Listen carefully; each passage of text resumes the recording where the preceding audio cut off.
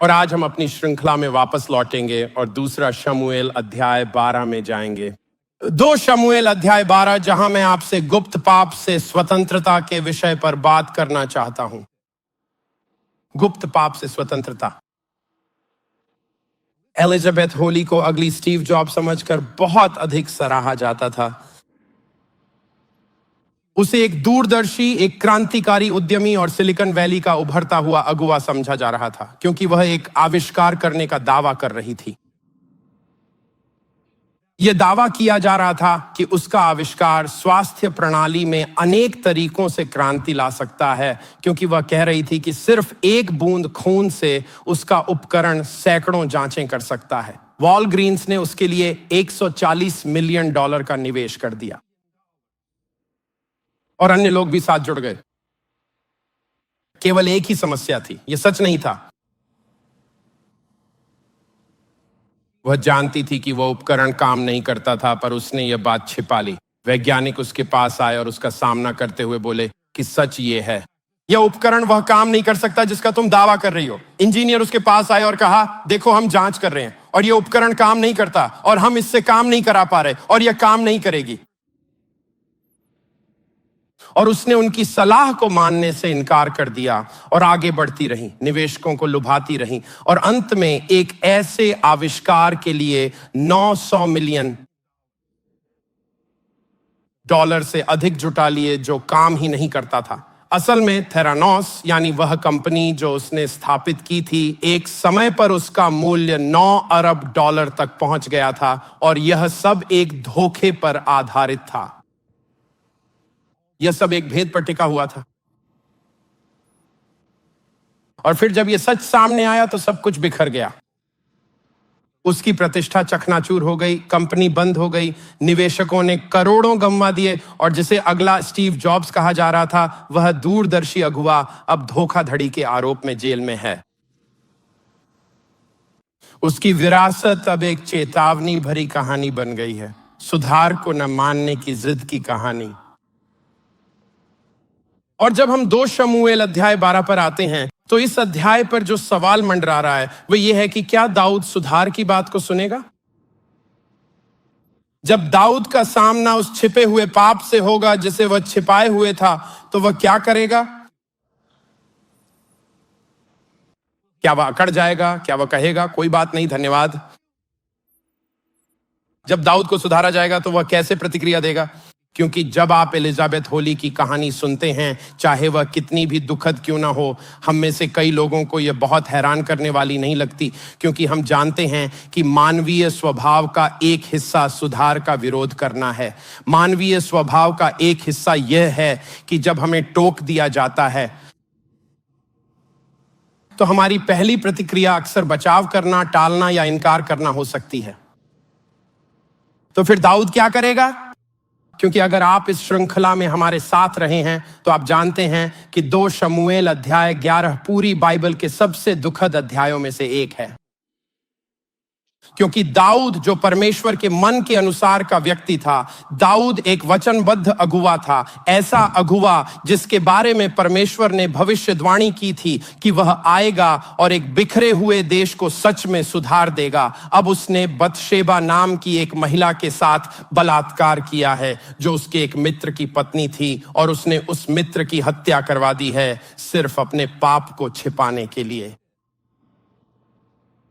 और अब जब हम अगले अध्याय में आते हैं तो हमें पता चलता है अब क्या होगा, परमेश्वर क्या करने वाला है, दाऊद को परमेश्वर किन किन कदमों से गुजारने वाला है, और क्या परमेश्वर को किसी भी ऐसे व्यक्ति को जो अपने भीतर छिपा हुआ पाप छिपाए हुए है, स्वतंत्रता और संपूर्णता की स्थिति तक पहुंचाने के लिए इन कदमों से गुजारने की आवश्यकता है?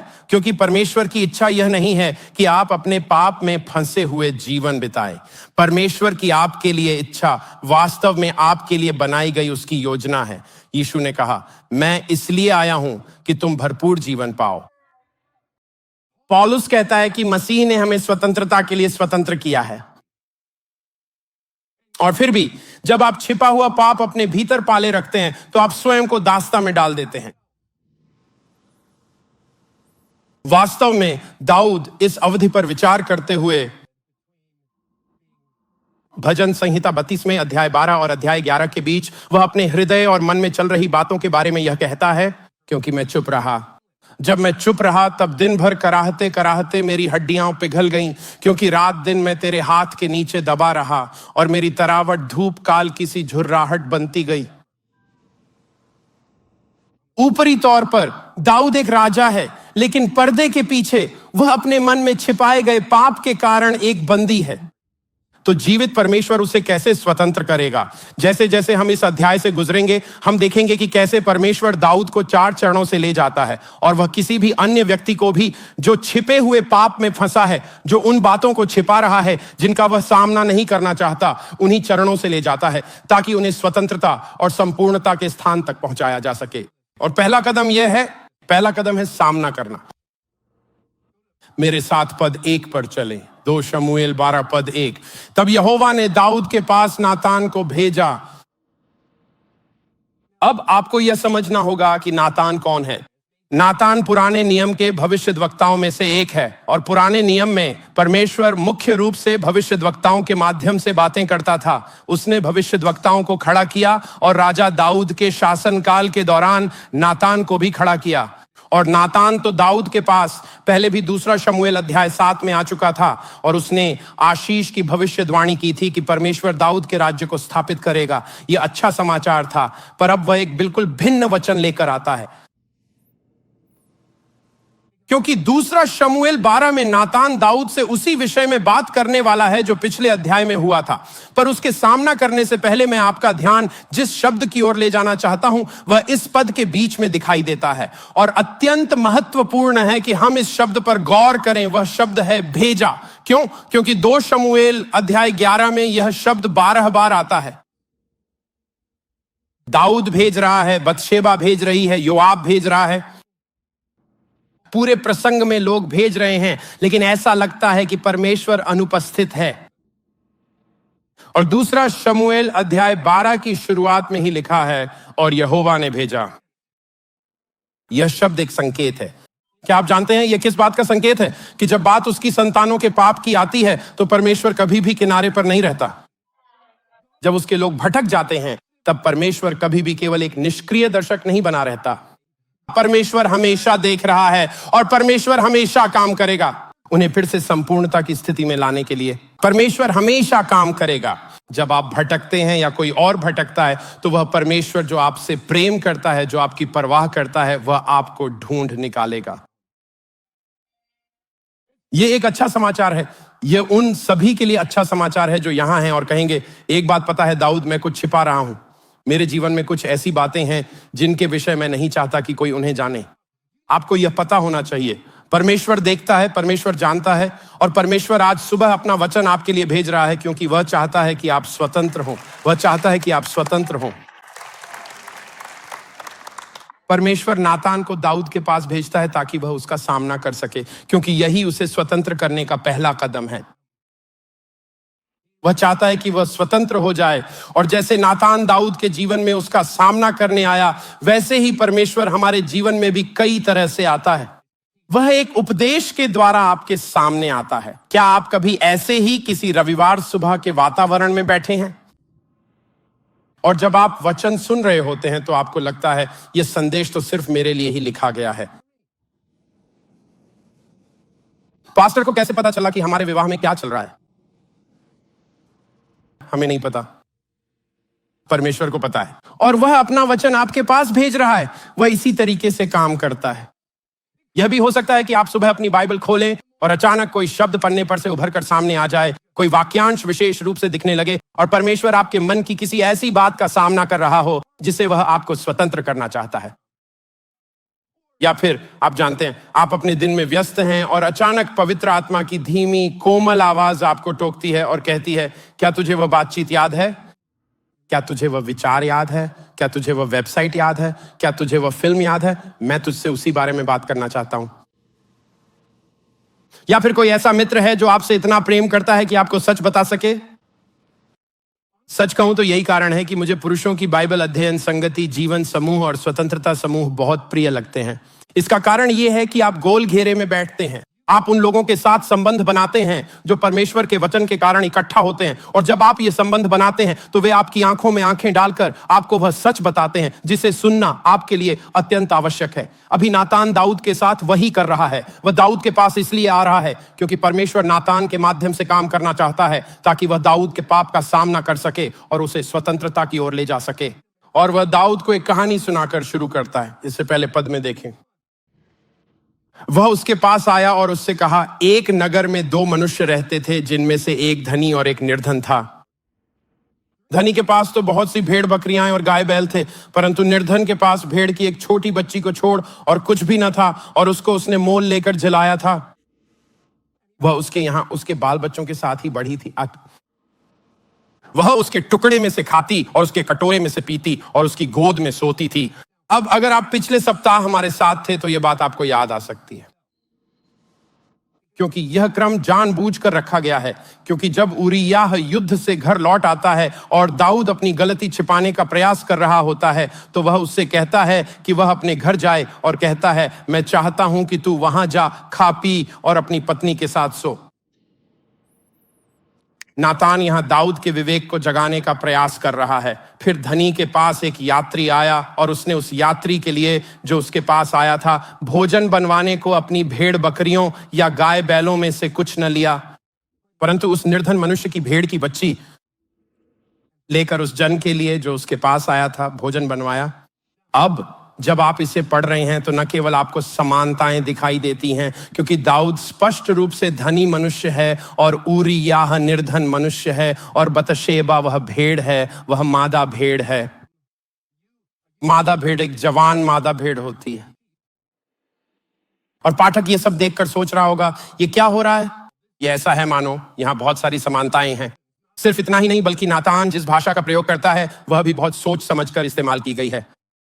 दरअसल जो इब्रानी शब्द भेड़ के लिए इस्तेमाल हुआ है वह भेड़ के लिए नहीं, बल्कि भेड़ को बेटी के रूप में दर्शाने के लिए है। वह मनुष्य उस भेड़ को अपनी बेटी की तरह मानता था, और इसके लिए इब्रानी शब्द बत है।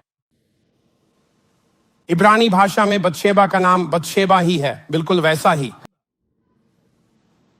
वह कह रहा है, नमस्कार दाऊद। वह दाऊद को धरातल पर ला रहा है। अगर आप दाऊद होते तो आपके दिमाग में अलार्म बजने लगते। उसे पता है वो तो मेरे बारे में बात कर रहा है। लेकिन जब आप इस पाठ को पढ़ते हैं तो आपको लगता है कि यह बात दाऊद के सिर के ऊपर से निकल जाती है, क्योंकि सच्चाई यह है, आप अपने पाप का सामना कर सकते हैं और फिर भी उसे न देखने का चुनाव कर सकते हैं। आप जिन भयानक चीजों को कर चुके हैं उनका सामना कर सकते हैं और फिर भी उसे टाल सकते हैं और कह सकते हैं, मैं इससे निपटना नहीं चाहता। और इसके बजाय कह सकते हैं, तुम किसके बारे में बात कर रहे हो? तुम मेरे बारे में बात नहीं कर रहे हो। इसी कारण आपका सामना अपने पाप से हो सकता है, पर शायद आप उसे अपना पाप न माने, और परमेश्वर को आपको उस स्थान से आगे ले जाना होता है जहां वह आपके पाप का सामना कराने से आपके पाप के विषय में कायल कराने तक ले आए। क्योंकि केवल उसका सामना करना ही पर्याप्त नहीं है। कोई भी जिसका कभी सामना किया गया है वह जानता है कि पवित्र आत्मा को फिर एक ऐसा कार्य करना होता है जो आपको कायल करता है और आपको उस टूटेपन की जागरूकता तक लाता है जिसकी आपके पाप को आवश्यकता है। इसे 5वें पद में देखें। तब दाऊद का कोप उस मनुष्य पर बहुत भड़का। उसका क्रोध उस काल्पनिक धनी मनुष्य पर भड़क उठा है। मुझे इस पर विश्वास नहीं हो रहा है। और उसने नातान से कहा, यहोवा के जीवन की शपथ, जिस मनुष्य ने ऐसा काम किया वह प्राण दंड के योग्य है, और उसको उस भेड़ की बच्ची का 4 गुना भर देना होगा, क्योंकि उसने ऐसा काम किया और कुछ दया नहीं की। दाऊद को यह एहसास भी नहीं है कि वह अपने ही ऊपर दंड का निर्णय सुना रहा है। उसे यह दिखाई नहीं देता। वह एक दृष्टांत वाले मनुष्य पर क्रोधित है। वह एक नकली पात्र और एक बनाई गई कहानी पर क्रोधित है, क्योंकि हमेशा दूसरों के पाप पर क्रोधित होना अपने पाप पर दुखी होने से कहीं आसान होता है। हमेशा उंगली उठाकर यह कहना आसान होता है। क्या तुमने एक बात पता, उन्हें सच में कुछ सुनने की आवश्यकता है। काश परमेश्वर उन्हें पकड़ ले। या ऐसी किसी सभा में बैठना। हम सब ने ऐसा किया है। और आप संदेश सुन रहे होते हैं और सोचते हैं काश वे आज यहां होते।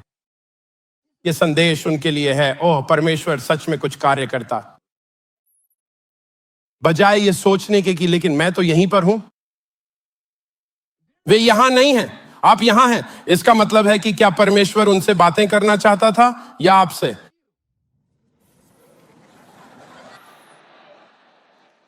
मैं आपको एक सुराग देता हूं, वही आपसे बात नहीं करेगा, आप इसीलिए यहां हैं। आप सोचते हैं अफसोस है कि वे छुट्टी पर हैं, आप खुद छुट्टी पर हैं। आप यहां पवित्र आत्मा के प्रेरणा से आए हैं। और इसके बजाय कि आप सोचें मैं उन्हें एक मैसेज भेजूंगा, मैं उन्हें एक लिंक भेजूंगा, मैं उन्हें एक नोट भेजूंगा। आप जानते हैं उन्हें किस चीज की जरूरत है? मैं नोट्स बना लूंगा, मैं उन सारी बातों को लिखूंगा जो सच में उनसे जुड़ेंगी और मैं उन्हें मैसेज कर दूंगा। क्यों ना आप वे सारी बातें लिखें जो परमेश्वर आपसे कह रहा है और आप खुद बदल जाए। यह कायरता है। दाऊद किसी और पर क्रोधित है, लेकिन असली दोषी वही है। और अपने पाप को देखने के बजाय हमेशा दूसरों के पाप पर क्रोधित होना आसान होता है। लेकिन परमेश्वर दाऊद से प्रेम करता है, और परमेश्वर आपसे भी इतना प्रेम करता है कि दाऊद को अनजान बने रहने नहीं देगा या उसके विवेक को सोता हुआ नहीं रहने देगा। वह ऐसा नहीं करने वाला। और अब वह दृष्टांत को व्यक्तिगत बनाने जा रहा है। पद 7 को देखें। नातान ने दाऊद से कहा, वह मनुष्य तू है। तुझे लगता है कि दृष्टांत वाले धनी मनुष्य को मर जाना चाहिए? दृष्टांत वाला मनुष्य तू ही है। और मैं यहीं रुकना चाहता हूं, क्योंकि हर जगह ऐसे लोग मौजूद होते हैं और आप परमेश्वर के साथ एक खेल खेल रहे हैं। उसने आपको बता दिया है कि आप गलत हैं। परमेश्वर ने आपको बता दिया है कि आप सीमा से बाहर चले गए हैं। उसने आपके जीवन के पाप को प्रकट कर दिया है। उसने वह बात आपके सामने रख दी है जिसे बदलना आवश्यक है, और आपने उसका विरोध किया है। उसने कहा कि मैं तेरे जीवन में कार्य करना चाहता हूं, मैं इसे बदलना चाहता हूं। और आपने कहा मुझे नहीं पता तू किस बारे में बात कर रहा है। और मुझे विश्वास है कि आज पवित्र आत्मा की शक्ति से, यह डेविड लिंडेल नहीं कह रहा, बल्कि परमेश्वर का आत्मा कह रहा है, तू ही वह मनुष्य है, तू ही वह स्त्री है। मैं आज किसी और से बात नहीं कर रहा हूं, मैं तुझसे बात कर रहा हूं। मैं तेरे पड़ोसी से बात नहीं कर रहा हूं, मैं तेरे लाइफ ग्रुप अगुवे से बात नहीं कर रहा हूं, मैं तेरे मित्र से बात नहीं कर रहा हूं, मैं तुझसे बात कर रहा हूं। तू छिपा हुआ है, तेरे जीवन में छिपा हुआ पाप है। यह बहुत समय से चल रहा है और तू विरोध करता रहा है और तू रोकता रहा है, और तुमने रक्षात्मक रवैया अपनाया है। और परमेश्वर का आत्मा कहता है मैं आज तेरे जीवन में इसे समाप्त करना चाहता हूं, मैं इसे आज ही समाप्त करना चाहता हूं। वह आपके हृदय पर अपनी उंगली रख रहा है, क्योंकि वह आपका जीवन बदलना चाहता है। क्योंकि जिस तरह से परमेश्वर दाऊद के लिए भला रहा, उसी तरह वह आपके लिए भी भला रहा है। हमारे मन में सच्चा अपराध बोध जड़ पकड़ता है जब हम यह पहचान लेते हैं कि परमेश्वर हमारे लिए भला रहा है, उसने हमें आशीष दी है, उसने आपकी सहायता की है, उसने आपके जीवन में काम किया है। नातान यह बात दाऊद के जीवन में प्रकट करता है। गौर करें, परमेश्वर नातान के द्वारा कहता है, मैंने तेरे स्वामी का भवन तुझे दिया और तेरे स्वामी की पत्नियां तेरे भोग के लिए दी, और मैंने इस्राएल और यहूदा का घराना तुझे दिया था। और यदि यह थोड़ा था तो मैं तुझे और भी बहुत कुछ देने वाला था। तूने यहोवा की आज्ञा तुच्छ जानकर क्यों वह काम किया जो उसकी दृष्टि में बुरा है? हित्ती ऊरिय्याह को तूने तलवार से घात किया और उसकी पत्नी को अपनी कर लिया है, और ऊरिय्याह को अम्मोनियों की तलवार से मरवा डाला है। पद 10, इसलिए अब तलवार तेरे घर से कभी दूर ना होगी, क्योंकि तूने मुझे तुच्छ जानकर हित्ती ऊरिय्याह की पत्नी को अपनी पत्नी कर लिया है। नातान दाऊद के पाप को बहुत ही स्पष्ट रूप से सामने रखता है, और यह वचन दाऊद पर बिजली की तरह गिरता है, क्योंकि अचानक ही उसे एहसास होता है कि उसने केवल परमेश्वर के नियमों को नहीं तोड़ा है, बल्कि उसने परमेश्वर के हृदय को भी तोड़ दिया है। उसने परमेश्वर के हृदय को तोड़ दिया है। हमें यह कैसे पता चलता है? फिर से पद 9 को देखें। तुमने यहोवा के वचन को तुच्छ जाना है। अपने पाप पर विचार करते हुए दाऊद भजन संहिता 51 के पद 4 में कहता है, मैंने केवल तेरे ही विरुद्ध पाप किया और जो तेरी दृष्टि में बुरा है वही किया है। क्या बलात्कार निंदनीय है? हाँ, यह एक गंभीर बुराई है। क्या दाऊद ने लोगों को ठेस पहुंचाई थी? क्या दाऊद ने लोगों के साथ अन्याय किया था? बिल्कुल। क्या हत्या घृणित और निंदनीय है? बिल्कुल। बाइबल इन सब बातों को कम नहीं आंक रही है, लेकिन वह जिस बात को प्रकट कर रही है वह यह है कि जो बात पाप को पाप बनाती है वह यह है कि यह परमेश्वर के विरुद्ध है। आपके पाप को पाप क्या बनाता है? उसे सृष्टि के विरुद्ध बगावत क्या बनाता है? वह बात यह है कि जब आप परमेश्वर के वचन को अस्वीकार करते हैं तो आप अपने सृजनहार को अस्वीकार कर रहे होते हैं। आप कह रहे होते हैं, मुझे तुझसे बेहतर पता है, मुझे तेरी बात सुनने की जरूरत नहीं है, मैं तेरे आगे नहीं झुकूंगा, मैं अपना मालिक खुद हूं, मैं खुद को बताऊंगा कि क्या करना है, मैं तेरे अधिकार के अधीन नहीं हूं और मैं तेरे वचन के आगे नहीं झुकूंगा। यही बात पाप को पाप बनाती है। और दाऊद ये समझता है कि बात ये नहीं है कि उसने नियम तोड़े हैं या यह कि उसने गड़बड़ कर दी है, बल्कि यह है कि उसने जीवित परमेश्वर का घोर अपमान किया है। और गहरी सच्ची कायरता तक पहुंचने के लिए आपको अपने पाप के बारे में परमेश्वर से सहमत होना होगा। आपको अपने पाप से उतनी ही घृणा करनी होगी जितनी परमेश्वर आपके पाप से करता है। आपका पाप आपको उतना ही घृणित लगना चाहिए जितना वह परमेश्वर को लगता है। आपको कहना होगा, हे परमेश्वर, मैं उस अंधकार से कोई संबंध नहीं रखना चाहता जिसे मैंने अपने हृदय में छिपा कर रखा है। और अगर आज पवित्र आत्मा मुझे पुकारता है, जिसकी मैं आशा करता हूं, तो मैं चाहता हूं कि वह हम सभी को अपने पास बुलाए और इस कलीसिया के हर व्यक्ति को स्वतंत्र कर दे, क्योंकि वह चाहता है कि आप स्वतंत्र हों। वह आपको आपके पाप के प्रति टूटापन देकर ऐसा करेगा, क्योंकि आप एक ही समय पाप के साथ एक सामान्य संबंध और परमेश्वर के साथ एक घनिष्ठ संबंध नहीं रख सकते। यह संभव नहीं है। आप सामान्य संबंध नहीं रख सकते। आप में से कुछ सोच रहे हैं, मेरा परमेश्वर के साथ संबंध क्यों नहीं है जबकि उनका है? मुझे उनकी तरह परमेश्वर की आवाज क्यों नहीं सुनाई देती? परमेश्वर तो हमेशा उनसे बोलता हुआ प्रतीत होता है। मैं चाहता हूं कि परमेश्वर मेरे द्वारा भी वैसे ही कार्य करे जैसे वह उनके द्वारा कर रहा है। मेरा आपसे सवाल है कि आप पवित्र आत्मा की दोषी ठहराने वाली आवाज पर कितनी जल्दी प्रतिक्रिया देते हैं? क्योंकि जितनी जल्दी आप परमेश्वर के वचन पर प्रतिक्रिया देंगे, उतनी ही बार आप देखेंगे कि परमेश्वर आपके माध्यम से काम कर रहा है। क्या आप चाहते हैं कि परमेश्वर आपसे बात करे? तो फिर जो वह आपसे कहता है उसका सम्मान करें।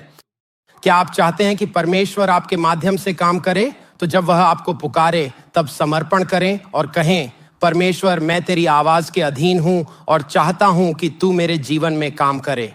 वैसे तीसरा कदम केवल सामना करना नहीं है, यह केवल अपराध बोध नहीं है, यह है कि पाप के परिणाम होते हैं। यहां तक कि आज मसीह में भी पाप के परिणाम होते हैं। यीशु ने हमारे पाप का दंड चुका दिया ताकि हमें नरक से डरना ना पड़े। लेकिन जब हम अपने मन में पाप को छिपाए रखते हैं, तब हम अपने जीवन में नरक को आमंत्रित कर सकते हैं। पाप के परिणाम होते हैं और दाऊद के पाप के परिणाम विनाशकारी हैं। दूसरा, शमूएल अध्याय 12 पर वापस जाएं। इसलिए अब तलवार तेरे घर से कभी दूर ना होगी, क्योंकि तूने मुझे तुच्छ जानकर हित्ती ऊरिय्याह की पत्नी को अपनी पत्नी कर लिया है। यहोवा यूं कहता है, सुन, मैं तेरे घर में से विपत्ति उठाकर तुझ पर डालूंगा और तेरी आंखों के सामने तेरी पत्नियों को लेकर दूसरे मनुष्य को दूंगा और वह दिन दोपहरी में तेरी पत्नियों से कुकर्म करेगा। तूने तो वह काम छिपाकर किया, पर मैं यह काम सब इस्राएलियों के सामने दिन दोपहर कराऊंगा। और फिर नातान कहता है, तूने जो इस काम के द्वारा यहोवा के शत्रुओं को तिरस्कार करने का बड़ा अवसर दिया है, इस कारण तेरा जो बेटा उत्पन्न हुआ है वह अवश्य ही मरेगा। पाप के परिणाम होते हैं।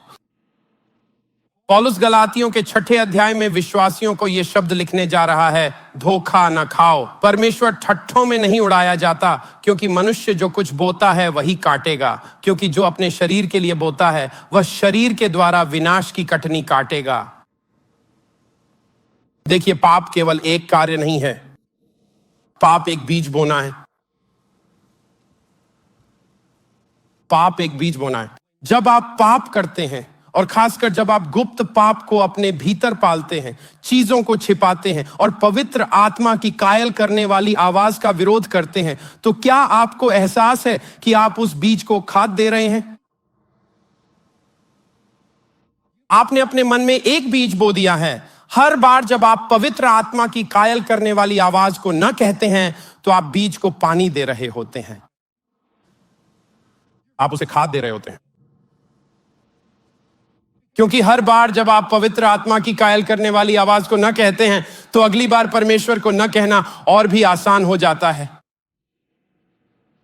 और आप सचमुच अपने ही मन और हृदय में परमेश्वर के विरुद्ध विद्रोह का एक रास्ता बना रहे हैं। आप कह रहे हैं, हे परमेश्वर, मैं यह दिशा तय करना चाहता हूं कि मैं तेरी नहीं सुनूंगा।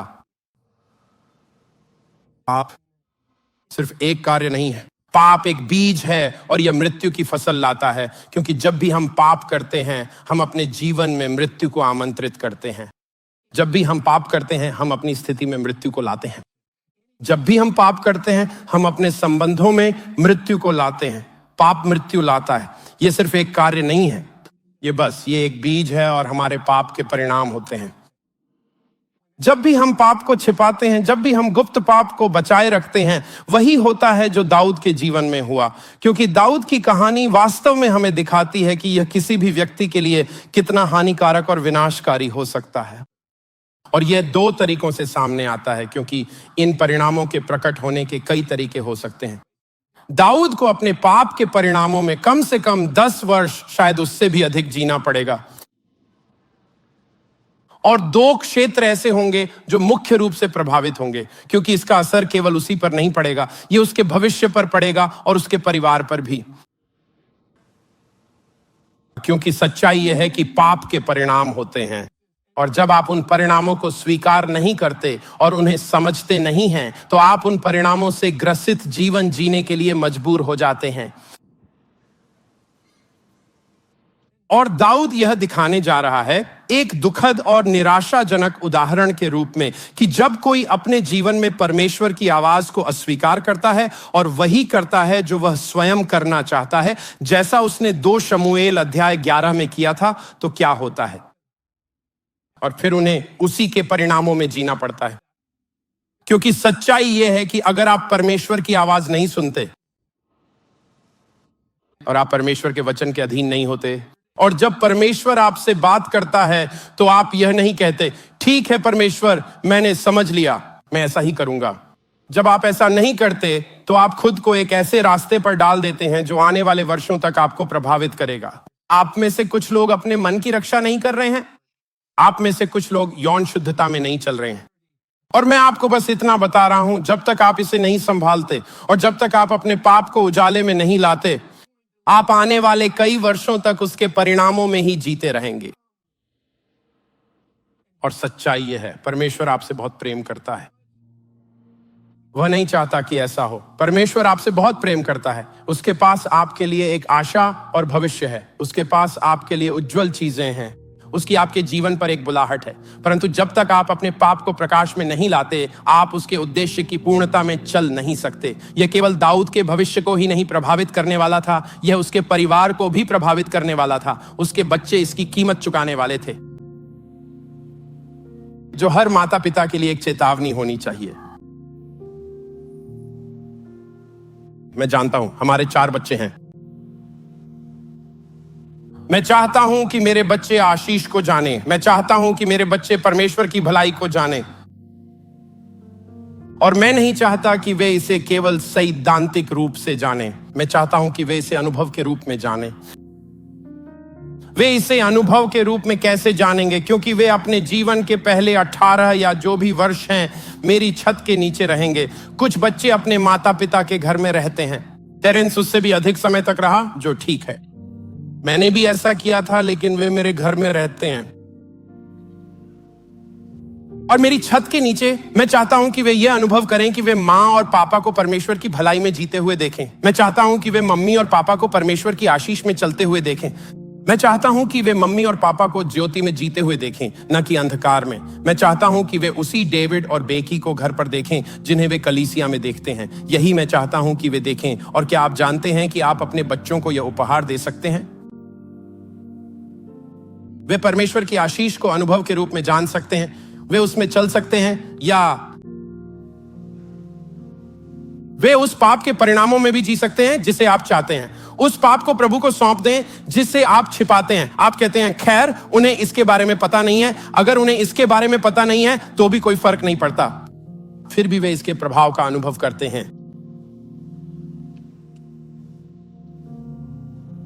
परमेश्वर दाऊद को जिन चरणों से ले जाना चाहता है वे हैं सामना कराना और दोष बोध दिलाना। वह चाहता है कि दाऊद परिणामों को समझे। पर चौथा चरण यह है, और यही मुक्ति मिलती है, अंगीकार का चरण। क्योंकि जब आपका सामना होता है तो वह सामना आपको आपका पाप दिखाता है। अपराध बोध आपके पाप के प्रति टूटेपन को लाता है। परिणाम आपके पाप की घातकता को प्रकट करते हैं। परंतु अंगीकार वही स्थान है जहां बंधन टूट जाते हैं। अंगीकार वही स्थान है जहां आपके जीवन का गढ़ टूट जाता है। मुझे नहीं पता कि आप इसे पीढ़ियों से ढो रहे हैं या नहीं, पर मैं आपको यह अवश्य बता सकता हूं कि यह आज ही यीशु के नाम में समाप्त हो सकता है। परमेश्वर आपको स्वतंत्र कर सकता है। वह आपके परिवार के लिए, आपकी विरासत के लिए, आपके बच्चों की विरासत के लिए एक अलग रास्ता तय कर सकता है। यह सब बदल सकता है। यहीं पर जंजीरें टूट जाती हैं। सुनिए दाऊद ने पद 13 में क्या कहा है।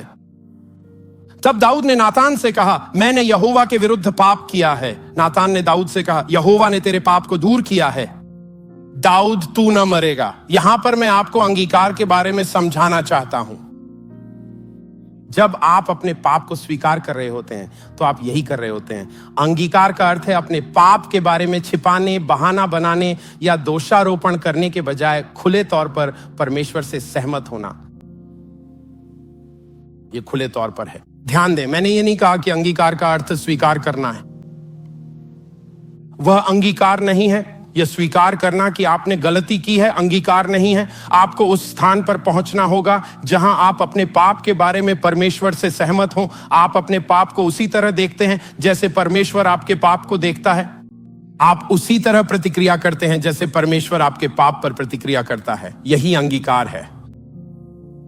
परमेश्वर, मैं अंगीकार करता हूं कि मेरे जीवन में जो कुछ भी हो रहा है उस पर तू और मैं पूरी तरह एक मत है, और मैं यीशु के नाम पर एक नया पृष्ठ शुरू कर रहा हूं। यही अंगीकार है। यह परमेश्वर से सहमत होना है। अपने पाप के बारे में परमेश्वर से सहमत होना है। और संदेश की शुरुआत में मैंने भजन संहिता 32 का उल्लेख किया था, क्योंकि यह दिखाता है कि जब आप अंगीकार नहीं करते, जब आप ऐसा करने के लिए तैयार नहीं होते, तो क्या होता है।